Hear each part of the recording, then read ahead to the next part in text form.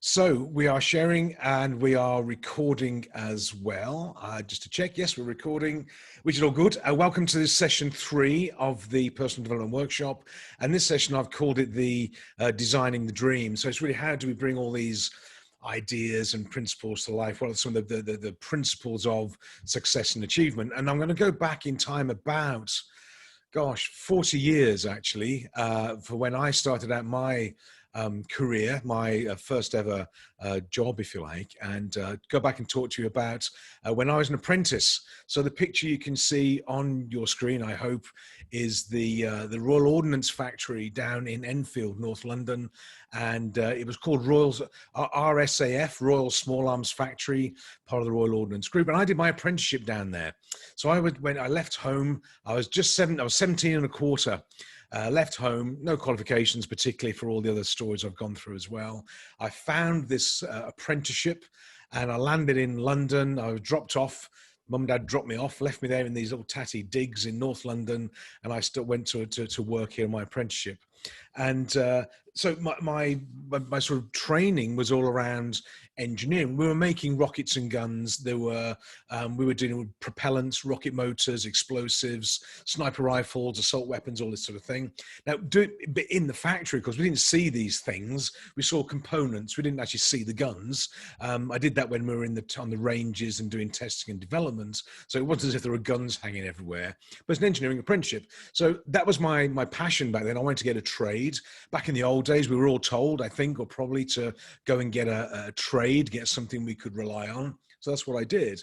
However, what happened was that the wages, and I'm going from memory now, I would take home about £40 a week. That was the apprentice wage. This is back in 1980.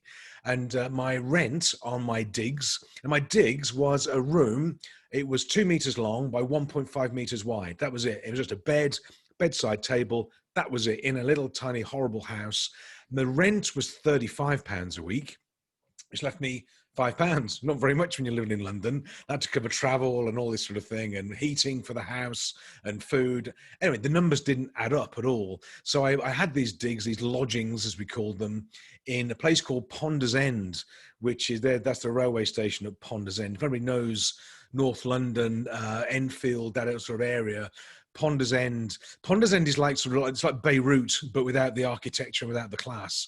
So it's not a particularly pleasant part of the world. It's similar to Saint-Tropez.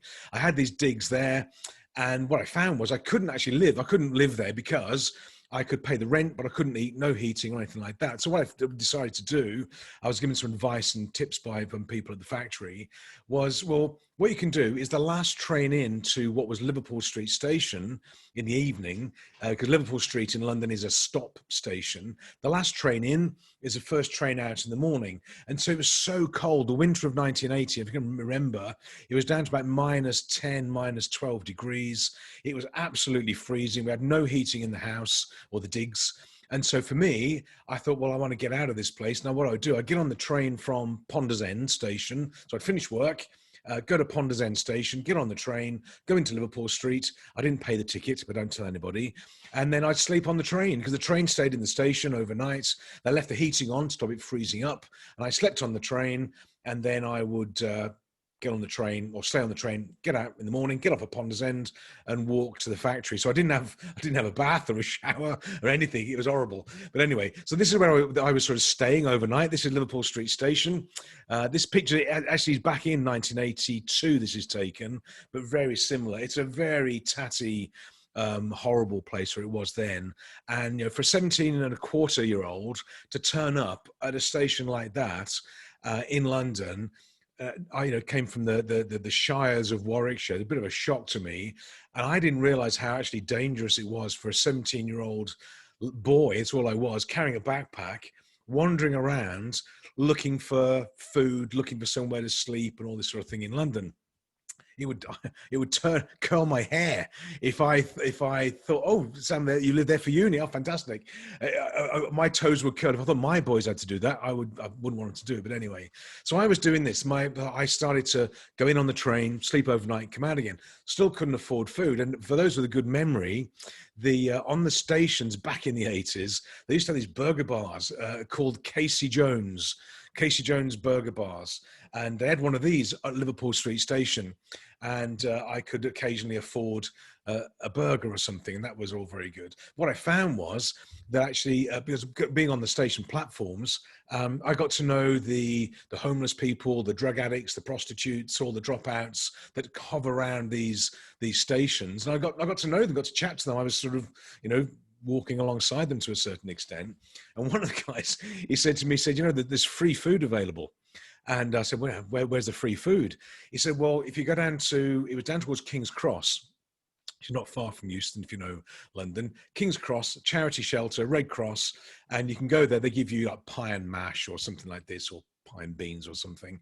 But the deal is, you've got to have drug counselling.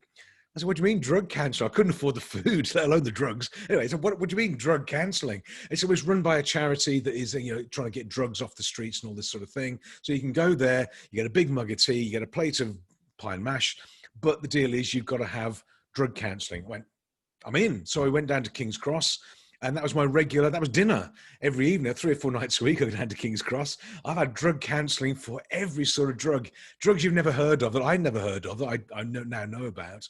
And you get this, a middle-aged woman or a vicar or a priest would turn up, and they'd sit opposite while I'm eating my pie and mash and explaining to me about drugs. And I never took any drugs. I wasn't interested.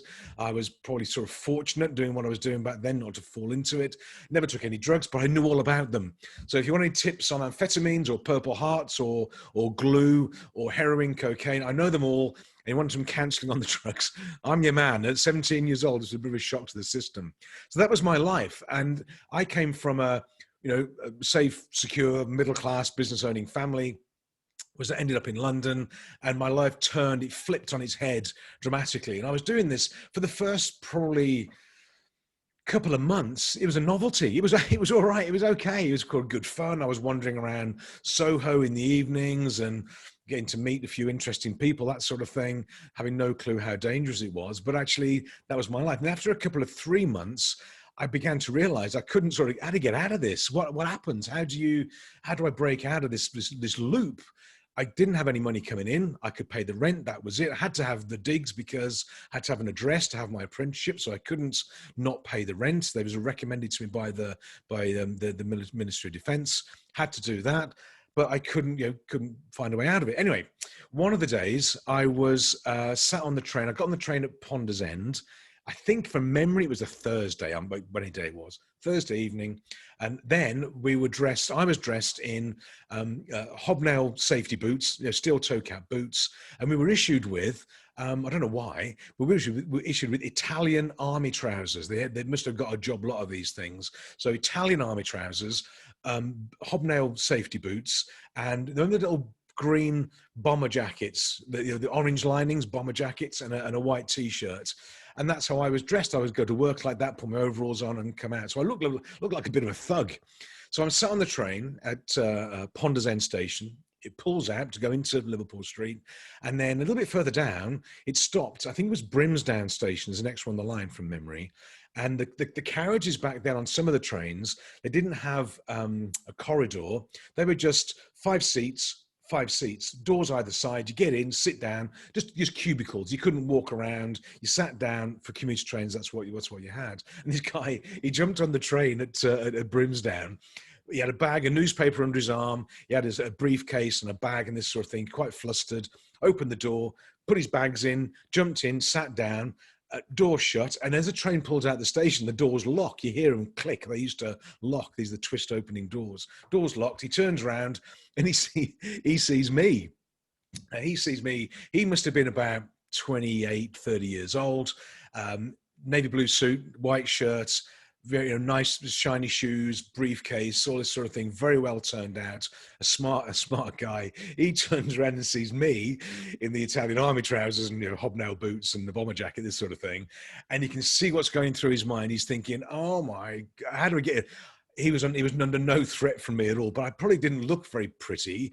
And after a week, I got a shower at the fitness center occasionally, but I probably didn't smell that nice either. So he's looking at me thinking, "Oh my goodness." And he was really nervous, you could tell. Anyway, out of his nerves, he said to me, where are you going? Where are you off to? And I said, I actually said, I'm off to the West End for dinner, which was true. Didn't tell him it was a drug charity shelter having food at King's Cross. I'm off to the West End for dinner. Oh, very good. I said to him, what are you doing? And he said, he was an accountant. And he said, I work in, I think it was in Leeds he was working, and the company he worked for was going to relocate him down to London. And they were going to pay for all his travel, his relocation. They're going to fund his house. He's going to get promoted. And he was coming down to have a look at property and that sort of thing, scouting the place out so he could come and get his job down there. And he was explaining this to me. And I remember I said to him, after about 5 or 10 minutes of him explaining this, I said, how do I get to sit on your side of the train? And he said, what do you mean? I said, well, how do I get to be you? He said, well, I don't get it. I said, look, and I said, I'm not anywhere, my company's not paying for me to move anywhere and not having a great time of it. How do I get to do what you do? How do I get to have a company pay me to move house and have nice things and get all this sort of thing and get promoted and all that? I want to do what you do. How do I do it? And the person that sprang to my mind, and some people the older people on the call will know this one, there's a guy called David Watts, who was a subject of a song by the Kinks in the 1960s. And it was also covered by another band called Jam in 1978. And of course, this was quite contemporary at the time. And they were a favorite band of mine. And I can remember thinking to myself, those who know the lyrics to this song, I'm not going to sing it to you, you're quite safe. But Google David Watts by the Kinks or by the Jam, listen to the lyrics. And I wanted to be this guy. So in my mind, he was this guy, David Watts. And I had this sort of song in my mind, if you like. And he then said, look, I can tell you what I did. And if that's of any use, of any interest, then, take it away and use it. I said, that'd be great. So we sat there going off through Tottenham Hale Station, all this sort of thing, down towards Liverpool Street. And he's explained about his job and his life and this sort of thing. And at the end, after about another 5 or 10 minutes, he said, there's only 3 things you've got to do. And this became what I call my first rule of me becoming or wanting to become this David Watts character who's successful, got everything's working for him. And I wanted to be him, but I didn't know how to do it. And what he said was, the 3 things he told me, these are the 3 things, is first of all, he said, there's more opportunity out there than you can imagine. There's always opportunity out there. There's more than you can imagine. There's going to be things out there that you don't even know about, but you're going to get things offered to you as opportunities. He said, most people don't take the opportunities they're given. They just don't. I said, okay. So he said, you've got to volunteer. So give them an opportunity. When an opportunity comes along, your job is to recognize an opportunity, volunteer for it, put your foot forward, and then all you've got to do is show up and do a good job. That's it. And I thought, I remember saying to him, is that all there is? Is that it? Is that everything? He said, that's it. Anyways, we pulled into, and I think it was Tottenham, Tottenham or Tottenham Hale, where the tube joins the railway line. He said, that's my stop. The doors went click, they unlocked. He jumped up, got his briefcase and he cleared off, left me sat in the train by myself. And I was sat there thinking, well, it can't be that easy. Yeah, that can't be all it is. For goodness sake, you've got to be educated, qualified, know the right people and all this sort of stuff. But he said, opportunity, volunteer, and show up. And it stuck with me. I remember this. David Watts, that's what he said. And literally about 2 weeks later, after this meeting on the train, I'm back in the factory and I'm in the barrel section, which was a huge, great machine shop. And we were making gun barrels for cannon rifles, all this sort of thing. And Gareth will know the sort of person I'm talking about, I think. Anybody with a military background will get this. And this guy walked into the machine shop. There'd be about 50 of us in there, all working and doing our thing, making these gun barrels, this sort of thing. And he tapped on a light fitting, which rang very loud, like a ringing noise. We all turned around and stopped. And he asked us to come over, and we all lined up against this wall. And he was an ex-officer of some sort, a very, very well-spoken public school boy accent. And he said, you always tell these guys, they called us chaps. So there's morning chaps. And he was like, oh, here we go. And he said, look, chaps, good morning. He said, I need a volunteer. We've got a special project going on. I need a volunteer to come and do some special project work. Can't tell you what it is, but it's going to be, different unit, different section, different thing, and off you go. And one of the things you're taught when you do an apprenticeship in engineering, or I guess in the military or any sort of organization, the first thing they tell you is don't volunteer for anything, because it normally includes like cleaning the toilets or painting the grass green or something like that. But I remembered what the guy had said to me on the train. I thought, well, you know what? This could be an opportunity. This could be the opportunity that I'm looking for. So I had a row of about 30, 40 guys, all the same sort of age, all as grubby as me. I stepped forward and I just put my hand on and said, yeah, I'll do it. And interesting, what happened was everybody else in line behind me all tried to pull me back. I won't repeat what they said, but they said, don't be an idiot. Don't, why are you doing that? Don't be stupid. Step back, stay with us. And it was really difficult for me to stand there, just one step in front of all my friends, my colleagues, my co-apprentices and co-workers. It was a tough one, but I stood there and I volunteered for it. And I went put onto this, I can't tell you what it is, maybe because I've forgotten most about it now, but special project. It was a special project that got me, that elevated my involvement, my training, and my visibility within the organization. It was amazing from a training point of view and development point of view. It was just amazing. But then after about 2 weeks into it, I guess it was, this same guy, I wasn't military, he was ex-military, and he came across to me as military guys do, and he poked me. He reckons he was allowed to poke me. He couldn't hit me, but he could poke me. That was allowed apparently back then. And he poked me on the shoulder, and he went, come with me, and he took me into this office. And he sat me down. He said, look, he said, I've been watching what you're doing. He said, you're a good lad, know what you're doing, you're a good engineer, blah, blah, blah. He said, but you stink. He said, what's going on? I said, because of course I couldn't have a shower. So I was not very pleasant to be around. Anyway, I said to him, look, this is the situation. And this is where I am. He said, look, when you're at home, he said, you got your dad. He said, you're here. I'm your dad. What's going on? I said, well, okay, here's the situation. Ponders End, down to the charity shelter, Liverpool Street Station, or blah, blah, blah. And he said, why didn't you ask for help? Why did you come to me for help, or ask your supervisor, ask your manager for some help? I said, well, didn't do it. Anyway, he marched me off down to the payroll office. And back then, we used to get paid in cash.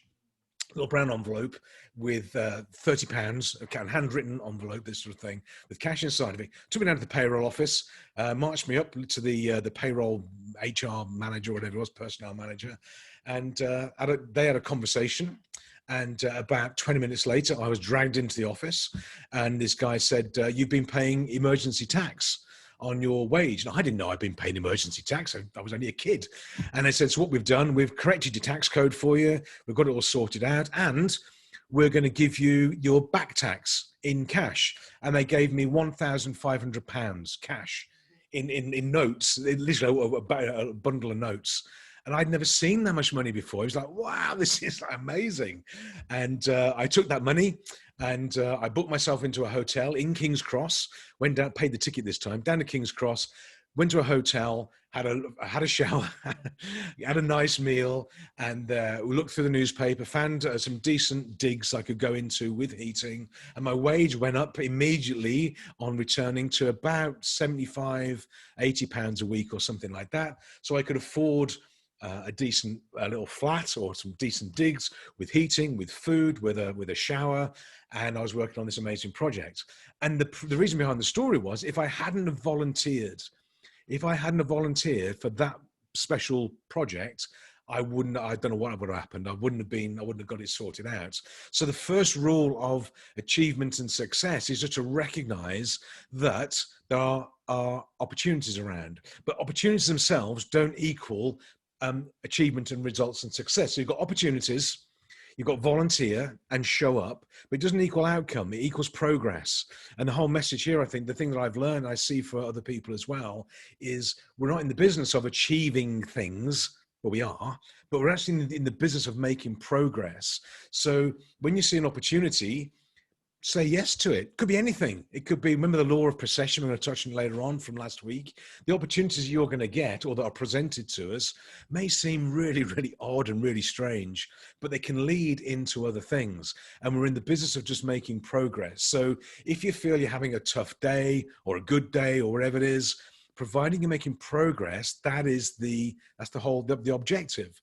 So how it looks is this is how I was assumed that success and achievement look like. So you've got results on the left hand side, you've got time on the bottom, and here's what first prize looks like. Whatever it is, it could be relationship, it could be business or money or travel, whatever it is. What does first prize look like for you? Now, if you listen to all the audio books, you read the texts on personal growth and development, all you do, you have a vision, you put a plan together, and away you go. And it's straight line to success. And that's what the textbook says. Now, I don't know about you guys. Have you ever seen anybody or any business that's done that? That's gone from 0 to hero, straight line, stress-free, all is good, it's all easy, all gentle, all just happens and works. It doesn't happen that way. That's not how life and how business is. What happens in life and business is this. It goes much more like that. Oops, there we go. Much more like that. And COVID has done this to us. We have up days and down days and positives and negatives and kickback. And what happens is on this journey to the goal is that we have a great win, for example, but it's still just progress. We have something challenging. It's still just progress we're making. So when you have a win in your business or in your life, whatever it is, how does it feel? You win a new client. You achieve something significant. You're up here on top of the curve. It feels amazing. It feels great. It's euphoria. It's I can do this now. I'm good. I know I was good. Life is okay. I'm a good entrepreneur, good business person, good parent, whatever it is. Life is good. I'm great. The next week, what happens? You crash and burn. Then you're into this sort of, not depression, but you're into despair. And the switch between euphoria and despair is 30 seconds. It just is. The question is, of course, which one of those is true? Which one of those is real? None of them are real. Neither. The reality is progress. Reality is that line that goes through the middle. The trick is that my understanding, my learning, my experience is that life and the universe doesn't recognize good or bad or happy or sad. What it recognizes is you want to go somewhere. How you get there, we apply our emotions to it. So if you're having a good day, that's great. Celebrate the win. If you're having a tough day, well, okay, it's tough and get over it. But neither are true. What is true is halfway between the two. We apply the emotional construct to this progress that we're making. And this is what trips people up.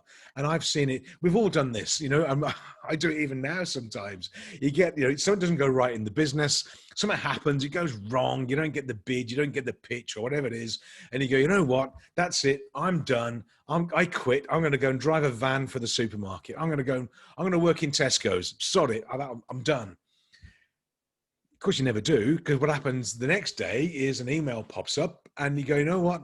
Another opportunity comes along. Then you're back on rockstar again. You're back on rockstar status. It's to how do you deal with these euphoric moments and how do you deal with these days of the down days, if you like. It's how we deal with those that defines and determines our levels of success. So that's the rule number one is volunteer, show up, step forward, do a great job, but recognize it's not going to be easy. Don't expect it to be easy and don't quit. Too many people quit when they get tough days. Tough days are just part of the journey. And if you've seen, there's a fabulous movie called Charlie Wilson's War. I don't know if you've seen it, but this is my second rule that overlays on the first rule. And the movie, Charlie Wilson's War, I recommend it. It's Tom Hanks and Philip Seymour Hoffman, who's tragically passed on now, with Julia Roberts. Fabulous movie. It's a true story as well. There's a scene in the movie where Philip Seymour Hoffman is a seasoned CIA spy, basically, and he's helping Hanks as this senator do all these amazing things. And they're celebrating a win. They're celebrating a great win about getting the Russians out of Afghanistan, I think it was. And Hoffman says to Tom Hanks in the movie this story about the Zen master. And this is how it goes. So what happens is there's a story of a farmer. The farmer buys his son a horse, and the friends and family come around and go, that's amazing, that's fabulous. He's got a horse, how nice, how kind, what a fabulous gift. And the farmer says, yeah, well, we'll see. 2 or 3 days later, a week later, the son is riding the horse and falls off the horse and breaks his leg. Then the family and friends all come round and look after the son, make sure he's okay. How tragic, how sad, what a disappointment. And that's a very negative situation. And the farmer says, yeah, well, we'll see. Then a week later, the military come around looking for people for conscription for the military. And they come to the farm to conscript all the young men into the army or the military. They see his son sat there, leg in a plaster, leg in a cast, can't go to war. So they walk off and leave him alone. He stays in the farm. Friends and family come around again, go, that's amazing, that's so lucky, very fortunate. You broke your leg, you couldn't go to war, therefore you're very fortunate. That's great. And of course the farmer says, yeah, we'll see. And the trick is that all these things that happen are just part of the path. They're part of the process. They're not good. They're not bad. They're just progress. And so that's part of the learning we have to figure out in terms of our path to achievement, that we need to understand it's never going to be a straight line. So the Zen master, and this is from the movie, like it's a reasonably well-known story, it's that the lessons are life is not linear. That straight line, that graph, that curve or straight line you call it, never happens. If you expect it to be straight line, easy, straightforward, linear, it won't work. I guarantee it won't work, because you get a heck of a shock. But also life is complex. Who on the call, I'm not going to ask anybody to share anything particularly, who hasn't got a complex personal life, business life, family life, financial life? Complexities crop up. Anybody who's in Luxembourg with a business knows it's complex just because of all the blooming paperwork. We've moved offices now from Strassen in the middle of Luxembourg to Schengen, just on the outskirts of Luxembourg. It's about 25-minute journey. The paperwork involved in just that, moving the office, is unbelievable. So it's complex. But life is not good or bad either. Life is not. The universe does not recognize good or bad, or good or evil, if anything like that. It doesn't recognize that. All it recognizes is that life is progress. When there's good things or bad things, we overlay onto them our emotional feelings about things, and that's what trips us up. But if we can get to the point where we understand that whatever happens, it's on purpose, it's on progress, it becomes a lot easier. And a true story, I was speaking to a client this morning, been with us for a couple of 3 years now, done very well. And he said, look, got the business running, all is good, and we're going to sell it. We're going to sell the business now. So it's been great. Thanks very much. But, we don't need you around anymore, because we're going to go and retire off to Cyprus or something like that, whatever it is. And we're selling the business. Now, on the one hand, I am thinking, well, that's fantastic. Good for them. It's been a big struggle, hard to have done the right things, built a business, they've got it, they've built it, they've sold it. On the other hand, I'm thinking, well, okay, I've lost a client. Not true. It's all part of the process. And you sit there and we all know how this feels, a client or a booking or a student. A student leaves your academy, if you're in martial arts, for example, and you go, you know what, that's tough. And you think, well, how do I get another one? We've got to find another one now. Now, how we treat these things are it's the same journey, not two separate things. It's the same journey. So that happened earlier on this morning. And I was thinking, okay, well, good for them. I'd done my job. They got their business. They achieved their goals, their aims, life. I'm thinking, well, that's great. Well, good for you. Great, good for you. I've got to get another client now. Thanks very much. And I was chatting to Lynn saying, okay, these guys have suspended their contract for now. All very good. Then we've got to go and we've got to fill the slot. And I said to Lynn, how do you reckon? There's COVID now. It's tough. I don't get these new clients going to come from. We've got the marketing, but can't meet people, can't do seminars and workshops, and the marketing doesn't work the way it used to work. What are we going to do? And so we sat down and did a bit of a plan and a structure, and we're going to be fine. It's all okay. And then literally about 20 minutes before this call, I had a message pop up on LinkedIn. And I'm going to read it to you. This is the message on LinkedIn, and I'm not going to say who it's from, but it came through, and it said, this is what it says. Basically, Would you be interested in helping us get our business back on track? I've got a business plan, personal plan done, but I need some accountability, some ideas. Are you up for the challenge? We'd like to get started next week if possible. Let me know. Thanks very much. Look forward to hearing from you. And so I've gone back and said, as it happens, I do have a slot available. So there we go. So from the not sadness, but the sort of a bit of a disappointment, if you like, is a bit of a disappointment. I've gone from there, not despair, disappointment to euphoria, but none are true. None are real, but neither is true, neither is real. If the client this morning hadn't have said, he's not doing it immediately, we're going to taper out, so it's all is good. If he hadn't have said, we're going to sell the business and move on, would this other guy not have contacted me? Well, of course he would. But it's like when you lose your car keys or something like that. You lose your car keys, you get frustrated, you kick the dog, but actually it's all just part of the journey. And maybe then losing the car keys means you didn't get caught in that traffic jam or the smash on the autobahn or the auto route. You'll never know that. But when a client leaves or something negative, perceived as negative, happens, it's not negative, it's progress. It's we'll see, because everything joins up on the journey from going from Ponder's End or the drug counseling. In hindsight, I can see all the negative stuff, all the positive stuff, they all balance out. All they mean is progress. And the same for you guys.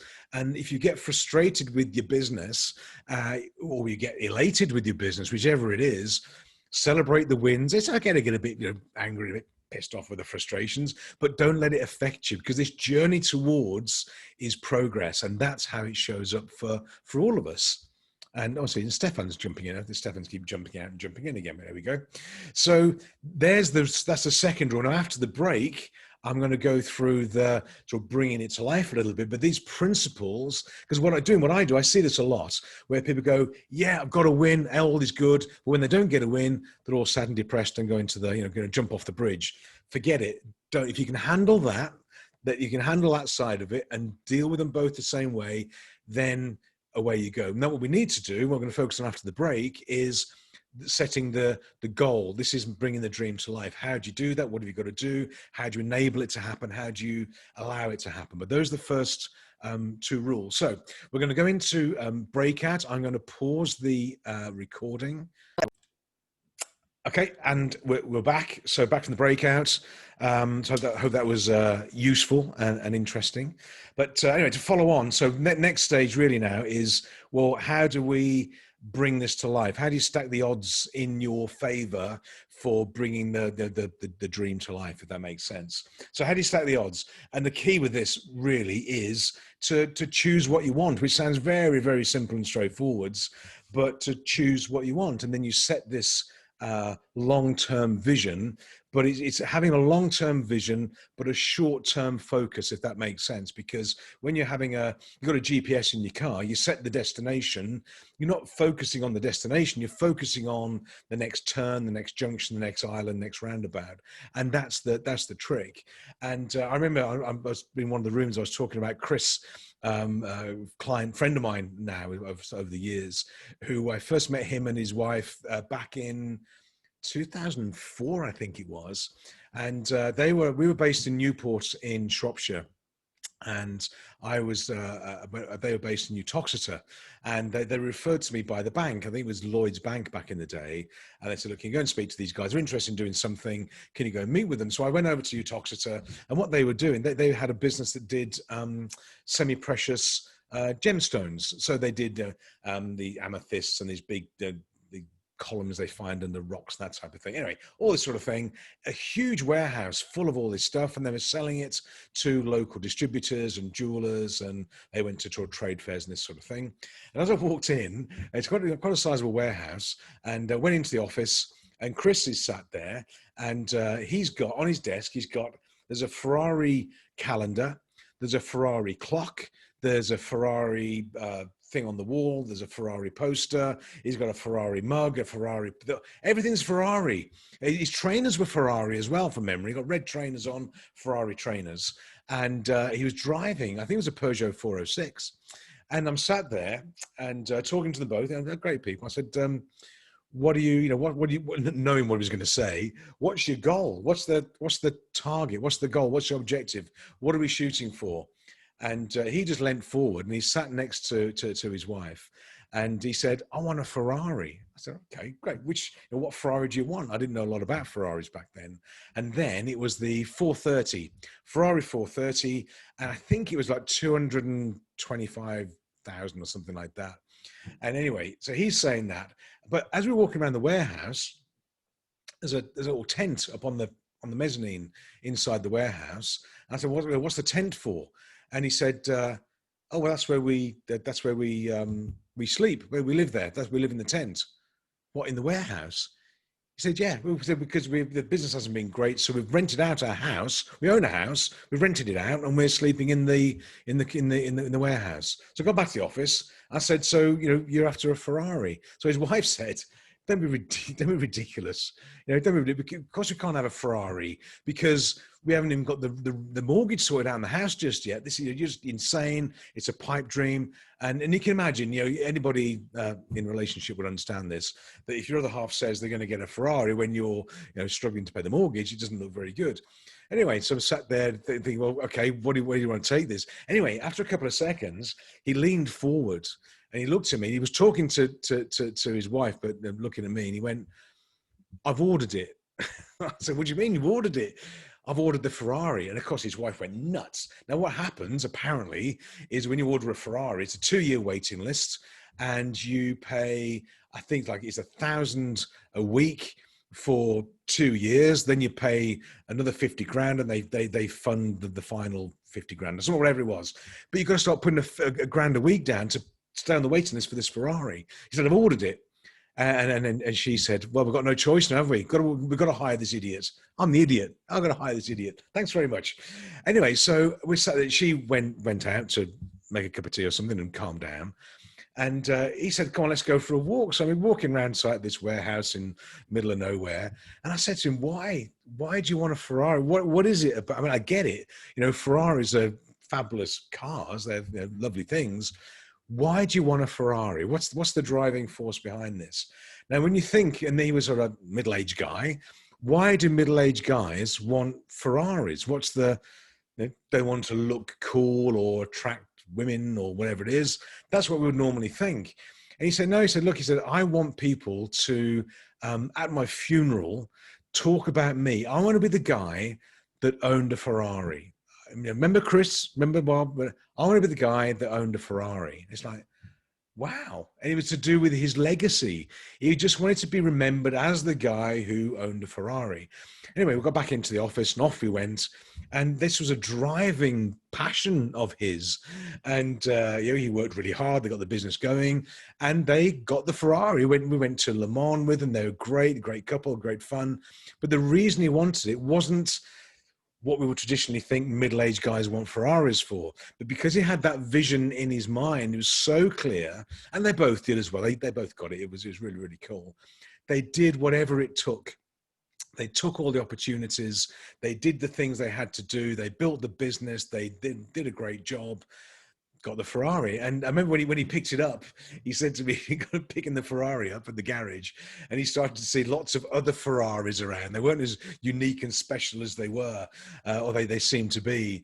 And I think he didn't keep it for that long. We had a fabulous time with it, and he sold it within, I think it was about 12 months. I think he sold it.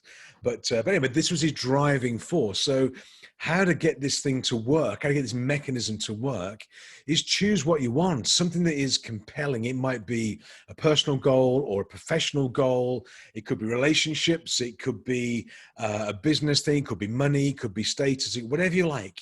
But be very careful of what you choose, because in my experience, once you choose something, then we're sort of automatically guided towards it. Our mind, we're going back to the reticular activating system, our RAS, our RAS is set, and it then shows us opportunities to get us there. So if you choose the wrong thing, or the thing you don't really want, you're going to be guided towards it anyway. This is the biker on the bend again. When you look at the tree on the apex, don't use that. Use the target that you want. So job number one is pretty straightforward and pretty simple. It's to choose a goal, choose a vision, but a long-term one, a big one that you really want to go for, that excites you and engages you, that you feel, yeah, drawn towards, if you like. That's job number one.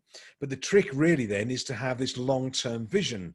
It's where you're going to be in the next 5 years or 10 years. Do you want to leave a legacy, for example? Where will you live? Where are you going to be operating from? What will your business look like? What will your bank account look like? And there's all sorts of stories out there from the Jim Carreys of this world, writing himself that check of 10 million for acting services rendered while he was a struggling comedian, that just ignite this and bring it to life. Did you watch the video? Did I send out a video link on the email? Just put a yes, because I can't see you, but can you put a yes or a no if you didn't do it? It was the video of the American comedian. Yeah. Wow, good. You guys are really good. Excellent. And it's really interesting looking at people's stories. He's a very, very successful guy. I think he's great, but you never realize the backstory of how he nearly missed that answer machine message. It was the last thing that was going to happen, and just incredible. This is what happened. This is the up and down. This is the roller coaster ride, as we call it. But you've got to know what you're shooting for, and the universe. The universe has a way of showing us the way through it. So we have the vision, and then we've got to take these opportunities, the rocky road or whatever it is, but it guides us towards. So job number one, long-term vision. What is your goal, your ambition, your vision, your target? We had a vision for ourselves, as some of you know. We always want to live in France. That was always the goal. I had no idea how we're going to do it. And that came from having a holiday down in Biarritz, donkeys, 20, whatever years ago. It took us 15, 16 years to get here. And every day, genuinely, every day is like, oh, Virginia didn't do her homework. I've just seen the message. Anyway, but every day, I don't take this the wrong way, every day is like a holiday. It is just such a thrill to get up in the morning and be in France. And I can't explain what it is. I mean, it's a fabulous place. It's great. And the people are cool and the food's great. The wine's cheap. But every day the dream comes true. And yes, we have days of traffic and not so good days of weather, and then we have to deal with the Mairie or the CSSF in Luxembourg, whatever it is. But every day is living the dream, because that's what we chose it to be. And we still have to pinch ourselves. It's just amazing. And then we've got the house, as you know, the progress on the house. That's the next dream. It's in France. We want to do a refurb and redevelopment of the house. And John's up there today. He found some poison in a can in the barn, and there's also, anyway, whatever. We're going to get rid of that now. But it's living the dream. It is you're watching somebody live the dream, and it feels like a dream as well. So for you guys too, if you don't have a dream, you can't live one. That's how it works. You've got to choose the dream, and it can be as crazy as you want, genuinely as crazy as you want. If it's a Ferrari that you want, then go for a Ferrari. If the journey to get there is the trick. For us to get to France, we went to the US first. We were there in Vegas for a couple of years, as you know. That didn't seem to add up. That was do we go with it or not? Didn't get us to France, but actually it did. So long-term vision. And how you bring this to life is you have the long-term vision and you have a picture of it. It can be a dream board. It can be a picture. It can be a list. It can be a letter that you send to yourself. One of the things we used to do at workshops, and you can try this out, is we would get people to write themselves a letter to themselves from themselves. So for me, it would be, hi David, or dear David, in the last 5 years, and this, whatever it is.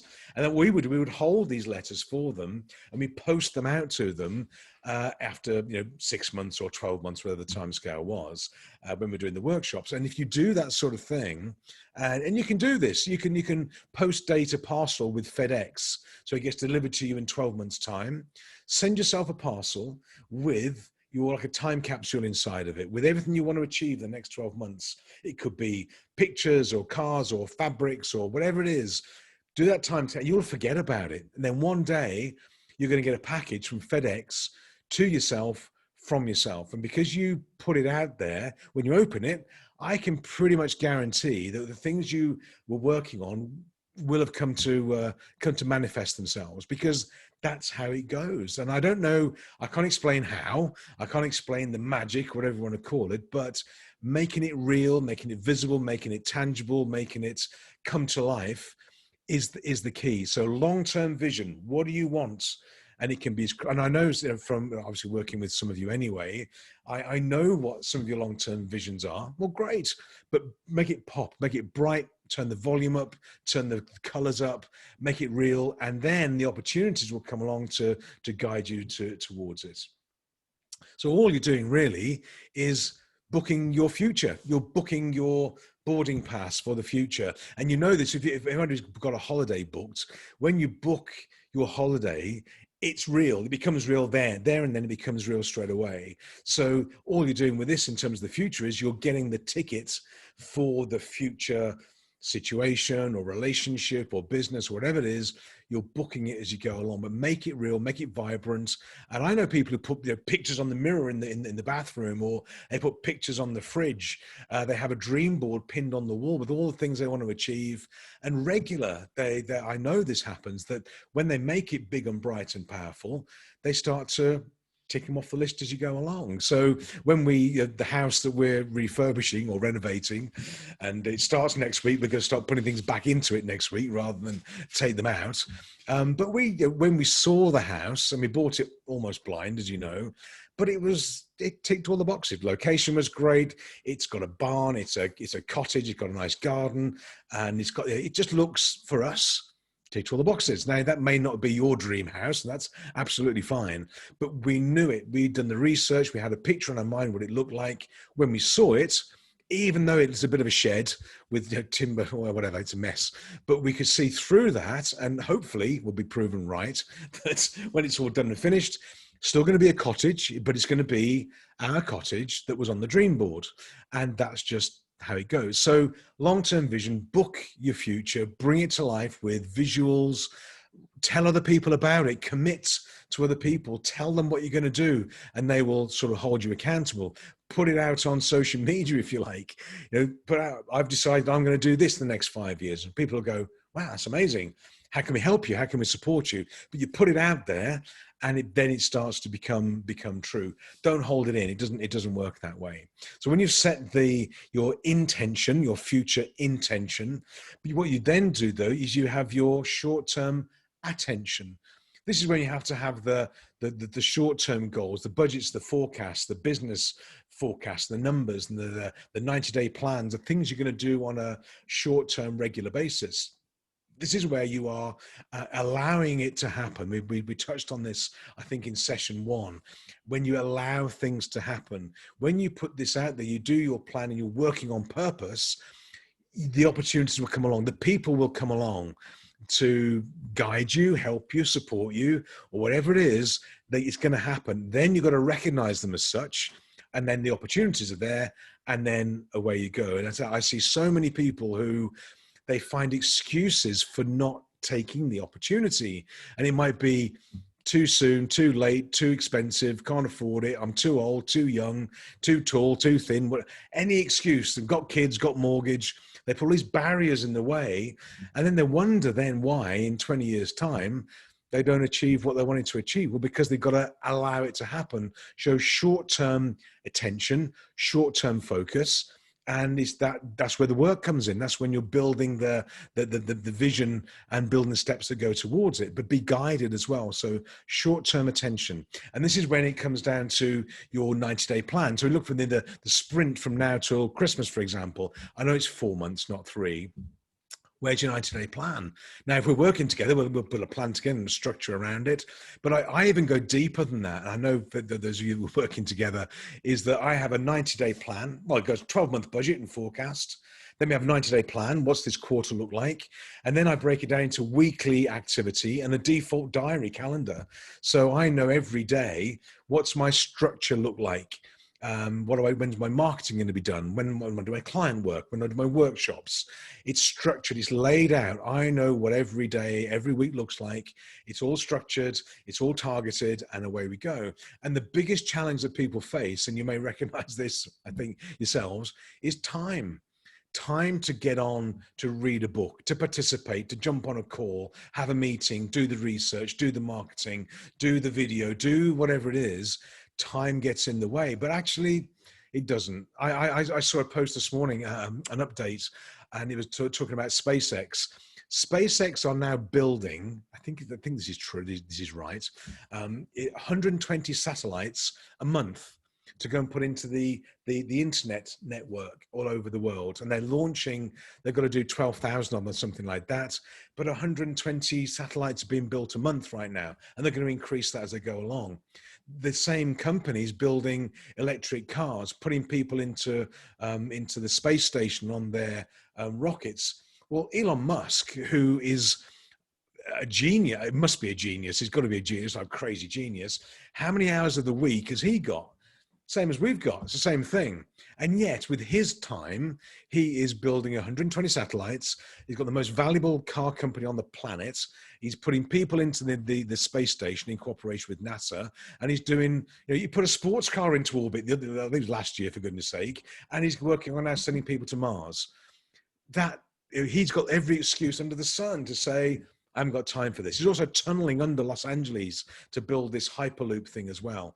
Then the only difference between him and us is not his level of intelligence or anything like that, but he's got people around him to do it. He doesn't dig his own tunnels. He doesn't build the satellites. He's got team. And if we don't let go of things and trust and build and develop either our direct teams within our companies or our leverage teams within our networks, then we can't move forward. We're always going to run out of time. We've got to focus on the €1,000, £1,000 an hour work to enable us to move forward strategically. If you find that you are spending your time doing data crunching, filling in spreadsheets, doing forms and doing basic clerical work or whatever it is, then you've got no chance. You've got no chance of moving forwards. Find people who can do this for you, leverage it out, and then you should be able to run your business in 3 days a week anyway. You've got to run your business in 3 days a week if you're going to build it, because as you grow, you've got to have more time. If you're busy now, you've got no chance of building a business because you're fully booked. You can't do anything else. So run your business 3 days a week. I only diarize, I schedule, or Lynn schedules, I should say, as you know, 3 days a week for me. And so Monday was at the house. We're doing all the refurbishment. Tuesday, Wednesday, Thursday, busy. We've got the workshops and client work and marketing. Tomorrow, house, then weekend, has a Monday again. So we're scheduling it really hard. And if I didn't allow Lynn to schedule my time, I would spread it out to be 7 days a week because I enjoy what I do anyway. I love working with you guys. And I just spread it out because life's good. But we're clear, I want to do other things. Now, if we're going to build and develop our business, at the moment, we've got to build and develop the house. So we've got to do that. If time was my issue, I couldn't do the house. I couldn't do workshops. I couldn't travel. I couldn't do other things. And time is the biggest number one excuse that people have for not getting things done or allowing things to happen. So for everybody, we should be able to get your business running 3 days a week. That's it. Because then you've got space to do fun stuff and cool stuff. Stefan can go and do some more windsurfing, kite surfing, which is allowed, of course. But get rid of all the junk stuff that you do. I guarantee there's junk. That's your short-term attention to allowing things to happen. Clear the space. If you don't create space, you can't fill it with anything else. You've got to let go of stuff. And I tell this story at workshops, the law of vacuum, or the law of free space. If you've got free space in your diary, in your life, in your relationships or your schedule, it will get filled with things, or it can get filled with things. If there's no free space, it can't. And you can try this out. If you go to IKEA, or IKEA, as we say over here now, go and buy, when you walk into the warehouse area, there's a little table called I think it's LACK, L-A-C-K. A little bit of chipboard, you screw 4 square legs onto it, and it's a coffee table, a typical student apartment coffee table. I think they're about €5, £5, £5.99 maybe, something like that. Very, very basic. But try this out. This is a demonstration of how the law of vacuum works. So you get a table like that, and then you take it and put it into your sitting room, dining room, kitchen, lounge, whatever you call it, into your office, in fact. Put that table in the middle of your office and just leave it. And I can guarantee what's going to happen over the next few days or a week. It's going to start gathering stuff, magazines or keys or cups or trays or crap. Basically, you create the space and then it gets filled. Now all that stuff was somewhere else before you put the table there. When you put the table there, it fills up. In your diary and in your business, you've got to have that free space. Not that you're going to fill it with keys and cups and mugs and that sort of thing, but with opportunities and time and strategic thinking and £1,000, 1,000 euro an hour work. That's where the high value comes through. So short-term attention means getting rid of stuff as well. And my challenge to everyone is how to get your business running so it only takes you 2 or 3 days a week. It's absolutely doable. It's absolutely doable. I guarantee it is, because there's things that you're doing and that I do as well that you're holding on to that you shouldn't. And if you've got to pay somebody to do it for you, then the excuse becomes, well, I've got to pay somebody else to do it. I've got to make some more money to pay somebody else. Yeah, you have. It's called building the business. So you build the business not to pay yourself, to pay somebody else that's first stage. Pay other people to do the work for you that you shouldn't be doing. Allow yourself to do the high value work, but create that space. Therefore, you can put more cool stuff into it. That's how that short-term attention, that's how it shows up and how it works.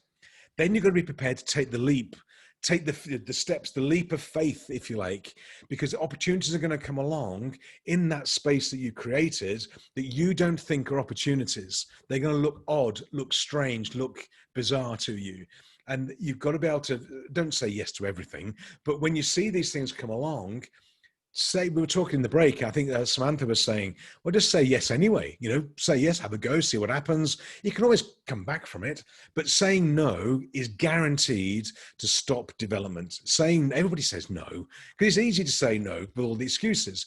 Opportunity comes along. I had a meeting this morning. Somebody popped up on LinkedIn, and a guy called Richard Fallon, who I know from my days in Birmingham. And we crossed over on LinkedIn, and he said, be great to catch up. I said, you know what? It would be great to catch up. Let's have a Zoom call. And it was as if I haven't seen him for like 12, 13 years, as if we'd never been apart. How's this doing? How's that? It's just an opportunity. Now, there was no business involved. He wasn't selling to me. I'm not selling to him. But we're back in each other's universe now.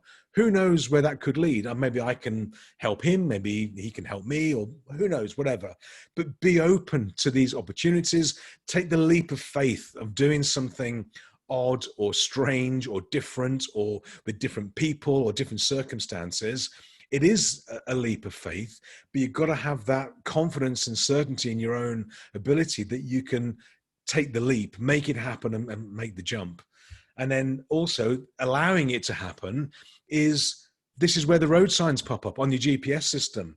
Opportunities, relationships, people, locations. Who knows where the opportunities are going to come from?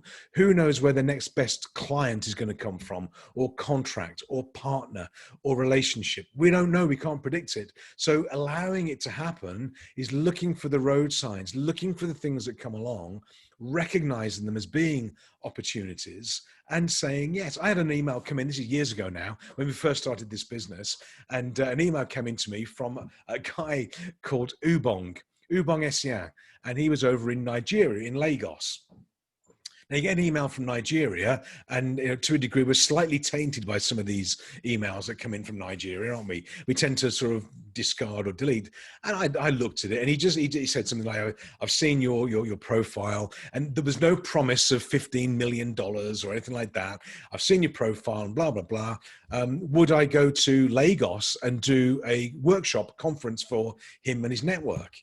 And I thought, well, you know what? Yeah, I haven't been there I haven't been to Lagos before, and said to Lynn, "This looks like an opportunity." And Lynn went, "Yeah, you're insane. You're nuts. You're not going to go to Lagos." Well, why not? It'd be okay. So I went back. We had a conversation, email. We had a Skype call, this sort of thing. I said, "Look, my concern about coming over there, I've got to be honest. My concern is this: that it's going to be. I need to be safe and secure. and travel and all this sort of thing. And I am slightly nervous. He said, "No, relax, you'll be fine. I'll look after you. We'll get you to the airport. We'll escort you. We'll do all this sort of thing." So I did and went to Lagos. It was great, fantastic, great people, fun times, interesting town, met some interesting connections and characters, that sort of thing. Flew over on Arik Air from Heathrow, which is the low-cost Nigerian airline. Well, that's an experience. And you get to Lagos, you get into the airport at Lagos, and there was a power cut. Anyway, he met me there with his security guys, which was all very good. Walked out into the car park, and the car park is like a bomb site. There's burnt out cars over here. There's people walking around with a couple of sort of AK-47s over the shoulder. I was propositioned by a couple of hookers in the car park walking towards the minibus that he'd laid on, all this sort of thing. That doesn't happen in Luxembourg. That does not happen in Heathrow or Gatwick. But it was okay. It was fine. Now, that led into all sorts of other things. I'm not recommending particularly go to Lagos and that sort of thing, but that's where opportunities come from. Don't dismiss. Don't be too quick to dismiss. Don't go mad and don't take the high stupid risks, but be open to these sort of possibilities. It was just a very nice one. So, and avoid the mood hoovers. When you say you're going to do something and you share your vision, your dream, your goal, your passion, whatever it is, some people are going to say, "Oh, you don't want to do that. That's dangerous. That's risky. That sounds like a crazy idea. Why are you doing that?" Get rid of them. And if you're married to them, I'm sorry, but if you get them out of your network, and these things, these people will not support you. They'll drain the energy out of you. They're like, who knows the Harry Potter movies? Yeah, they've got there's what are they called? There's I've forgotten the name now. It'll come to me anyway. There's these ghosts, these spirits that suck all the life. Dementors, I think they're called. That's what they're, the Dementors, and they suck all the life out of people. I know people that suck the life out of me. I avoid them like the plague. You do too. You know people that will suck the life out of you, metaphorically. The mood hoovers. They will kill any dream stone dead. So avoid them. So when you're tracking through on your GPS system and you're looking for short-term opportunities, do take the risk, open up to the possibilities, but avoid the people who are going to talk you out of it. Now, some people will talk you out of things, and it's a good thing. We get opportunities come along all the time, and you go, you know what, is that a good thing or not? Should we do it? Should we not do it? Saying no is allowed. Filter it out, but make the holes in the filter pretty big. Don't make them too fine. Most people's filters are too fine. Have the ability to try some crazy stuff and take the risk of doing something as well. I know Claudia's doing some crazy stuff on YouTube. She'll tell you that separately, but in a good way. But these are risks. And this is where the opportunity comes from. If we go back to the first session when I was talking about walking around this darkened warehouse with our torches looking for opportunities, the doors are open. They just are. All these doors that surround the whole warehouse, they're open. And one of the things to remember is when you're in a dark place and you open the door into a lighter place, here's the thing. Imagine this as a concept. You're in this dark warehouse. You're wandering around trying to find something. Outside is sunny and bright. When you open the door, what happens to the darkness? Does the darkness flood into the light, or does the light flood into the darkness? The light floods into the darkness. So when you open the door, it becomes clear, and then away you go. So don't be afraid of it. These doors open for a reason. You may have to kick them down occasionally, but these opportunities are everywhere to guide you towards where you want to go. When you open the door, the light comes in, and away you go. The challenge is, of course, you can't go back, or you don't want to go back. Part of this journey is leaving things behind as well as moving towards new things. Be prepared to lose some people out of your network. If it's your husband or your wife, then I'm sorry. But no, there are people in your network that you don't want in your network right now. Walking through these doors means you're going to lose them. They're not going to be in your network anymore. But this is what happens. You're going to attract new people in. There may be people on this call that you can connect with. We are connected anyway. We're all in the same gang. Maybe people on this call that you should have in your network that may be able to guide you, give opportunities, or be with you, or give you some tips and advice and guidance. Those are the people you need to allow in. You've got to get rid of people to allow that space to come through as well. So remember, final point, processional activity. This is what we went through last week. The bee goes to the flower, The reason the bee goes there is to get the nectar and the pollen to go and feed the hive. But the happy consequence of that is pollination. The plants need this to happen so they can grow and develop and grow crops. Bees are probably some of the most important creatures on the planet. If bees disappear, we disappear, because the food chain breaks. But it's not their intention. Bees don't go around thinking, I'm going to look after these humans. It's this right angle processional activity. Be prepared to go off track a little bit and have some fun with it as well. Okay, so breakout. I'm going to put you into groups. Any questions? It's on the chat box is open. Any questions? Please type it in. But what I'm going to do is put you into the final breakout groups. We've gone a little bit over time. We've got sort of 20 minutes. And the discussion point is, what are you going to book for your future? What does your vision look like? What is your future goal, ambition, vision, dream, whatever you call it? We've got ours. We've got ours for the business and for the house, and there'll have another one after that. And we're moving towards it. What's your big goal? What's your dream? What's your goal? What's your vision? What are you being maybe denying yourselves? How crazy do you want to be with this? Because that's where the magic happens. So I'll put you into breakout rooms, if that's okay. I'll jump in. Hopefully Zoom will select a different bunch. I don't know. We'll see how it goes. And some of you people are getting a bit too close for my liking in these groups. But anyway, so I'll put you into the groups. I'll jump in and say hello. I'm going to stop recording now, and then I will put you into groups. But I'm going to wrap it up for the recording. I'll wrap it up here. Thank you for being on the training. I hope it's been of interest. You can find all our details on our website, resultsrulesok.com, and you can email me if you choose to at davidholland@resultsrulesok.com as well. So that wraps up the final session for the personal development workshop, and I'll see you on other events as we go along. And bye for now.